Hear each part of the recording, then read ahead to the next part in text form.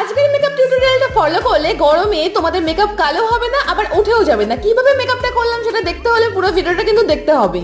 প্রথমে আমি আমার আই মেকআপটা কমপ্লিট করে নিলাম। দেন এখানে আমি ময়েশ্চারাইজার প্রাইমার অ্যাপ্লাই করে আমি এখানে কনসিলার অ্যাপ্লাই করছি আমার ডার্ক সার্কেল হাইড করার জন্য। কনসিলার জন্য কিন্তু আমি ডার্মা প্যালেট ব্যবহার করেছি। দেন এখানে আমি ফাউন্ডেশন অ্যাপ্লাই করছি। এখানে আমি ফাউন্ডেশন নিয়েছি মেকআপ স্টুডিও, একটা ফেয়ার একটা ডার্ক শেড, দুটো মিক্স করে আমি আমার শেড তৈরি করেছি।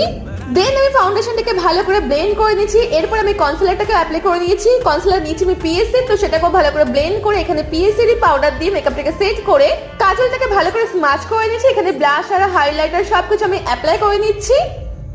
ইনার কর্নার আর আইবোন এরিয়াও কিন্তু একটু হাইলাইটার অ্যাপ্লাই করতে হবে। দেন লিপস্টিক অ্যাপ্লাই করে নিলাম। তো আজকের লুক কিন্তু কমপ্লিট হয়ে গেছে একদম সিম্পল ভাবে। এবার এটা ওয়াটারপ্রুফ হয়েছে কিনা সেটাই তোমাদের সাথে শেয়ার করব। আর আজকে এই লুকটা ভালো লাগলে অবশ্যই কিন্তু লাইক করো। আর এই ফুল টিউটোরিয়াল ইউটিউবে আপলোড করা আছে, তোমরা যারা যারা দেখোনি দেখে নাও। চলো টাটা, বাই বাই।